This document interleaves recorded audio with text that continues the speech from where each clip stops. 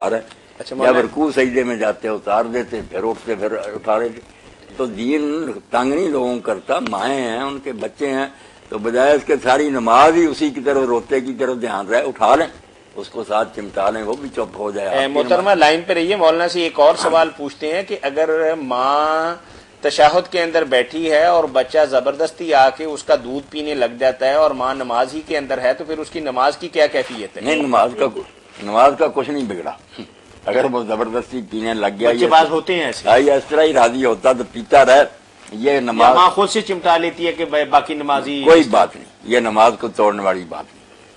اس میں کوئی ایسا کام نہیں جیسے کہیں کہ نماز ختم ہو. یعنی ہمارے دین میں بہت آسانی ہے. دین میری بہن آسان ہے، بالکل آسان ہے دین. اللہ کے دین کو سب پتا ہے کہ بچیاں جو ہیں نا، ان کو یہ ساری مجبوریاں لاحق ہوتی ہیں. جی بہت بہت شکریہ، بہت بہت شکریہ.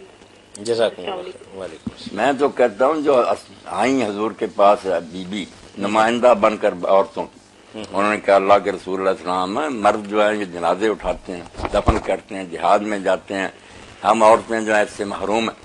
تو آپ نے فرمایا اسماء تو نے بہت عمدہ سوال کیا، میری ساری بہنوں تک یہ بات پہنچا دے کہ جو عورت اپنے گھر کے کام کاج میں اتنی مشغول ہے، بچوں کو سنبھالیں یا گھر کے دھندوں میں، کہ اس کو نہانے کی بھی فرصت نہیں، اس کے رخسار بھی، ہاتھ میلے کچیلے ہو گئے ہیں، وہ دن قیامت کے جیسے انگلیاں دو اکٹھی کر کے آپ نے فرمایا اس طرح میرے ساتھ ہوگی.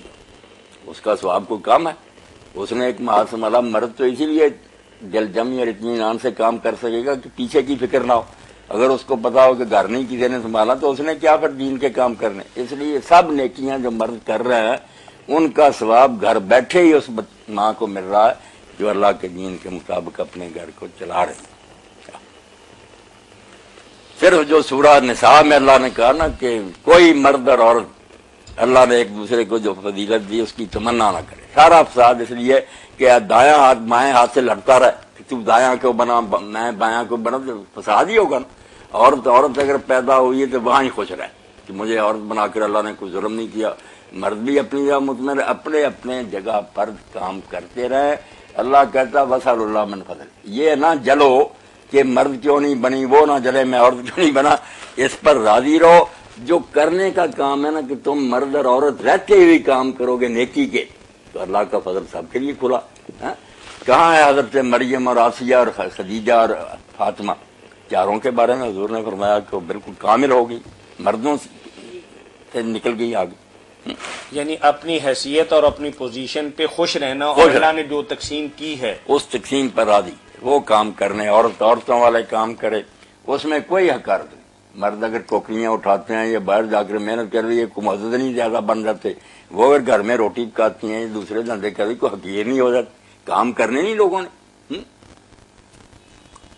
یہ صرف حقوق نسواں کے نام پر نے ایک آگ لگا دی ہے کہ عورتیں کہا ہماری حق تلفی ہو رہی. کیا حق تلفی ہو رہی؟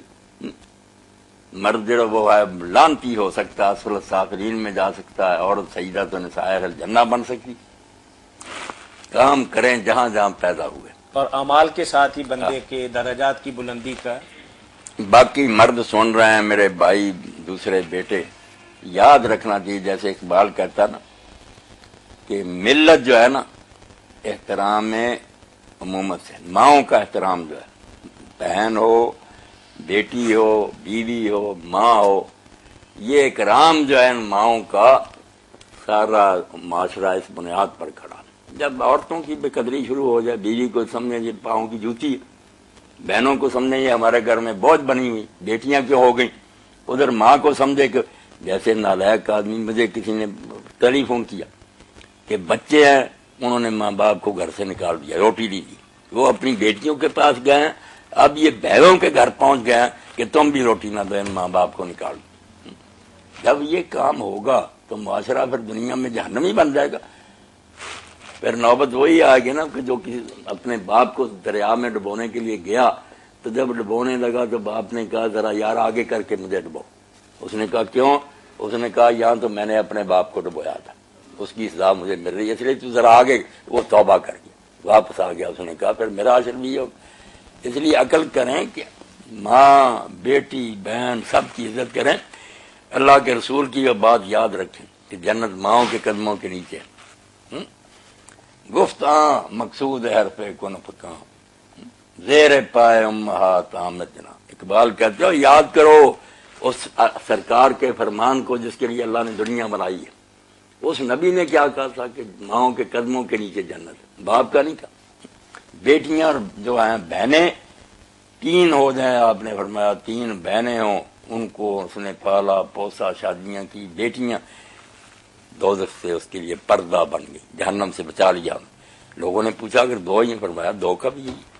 تو پھر صحابی کہتے ہیں ہم ایک کا نہیں پوچھ سکے، اگر پوچھتے تو حضور نے یہی کہنا تھا کہ ایک بھی بچی ہے، وہ بھی تیرے دوزخ سے بچاؤ کے لیے پیدا ہوئی.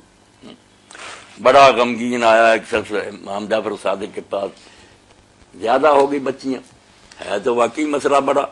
جب امام صاحب سے میرا آپ نے فرمایا تو سوچ، کان النبی صلی اللہ علیہ وسلم ابا بنات، اللہ کا حبیب جو تھا اس کے بچے تو چھوٹی عمر میں مر گئے، 4 بیٹیوں کا باپ تھا. اگر یہ بےزتی ہوتی اللہ اپنے نبی کو کیوں یہ نعوذ باللہ مصیبت کے اندر ڈالتا. اور ساتھ ہی فرمایا کہ تو ان کا رزق لیے پھرتا، جیسے تجھے رزق مل رہا ماں کے پیٹ سے لے کے ان کو بھی اللہ دے گا. تو یہ بد قسمتی ہے کہ عورت کو حقیر سمجھا ان مسلمانوں نے، جس کی وجہ سے دنیا میں بدنامی ہوگی کہ مسلمان جو، ورنہ دین نے جو کچھ کہا بیوی کے بارے میں کہہ دیا کہ خیرکم خیرکم لأہلی، قیامت کے دن تم میں سے سب سے بہتر وہ شمار ہوں گے جن کا سلوک اپنے گھر والی سے بہتر ہو. اور ساتھ ہی فرمایا نا خیرکم لأہلی، میری طرف دیکھو کہ میں اپنی بیویوں کے ساتھ کیسا اچھا برتاؤ کر رہا ہوں. جزاکم اللہ خیرہ. اس خوبصورت جواب کے ساتھ ہی کہ بیٹیاں بہنیں مائیں اس کائنات کی سب سے بڑی رحمت ہیں. ہم شکر گزار ہیں مفتی اعظم پاکستان محترم مولانا محمد اسحاق مدہ ذلہ العالی کے، جو آپ کی طرف سے آنے والی فون کالز اور براہ راست پوچھے گئے سوالات کے قرآن و سنت کی روشنی میں جوابات مرحمت فرما رہے تھے.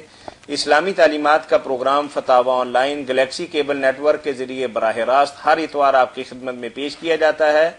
کال کرنے کے لیے ہمارا ٹول فری نمبر ہے 08001117777. اس کے ساتھ ہی محترم المقام مفتی مولانا محمد اسحاق اور پروگرام کے میزبان میاں طاہر کو اگلی اتوار تک کے لیے اجازت دیجیے. یاد رہے کہ 29 نومبر کا پروگرام نہیں ہوگا.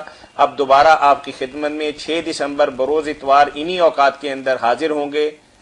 خوش رہیے، ہمارے لیے دعا کیجیے، اللہ آپ سب کو خوش و خرم رکھے. اس کے ساتھ ہی اجازت دیجیے. اللہ حافظ. السلام علیکم ورحمۃ اللہ وبرکاتہ.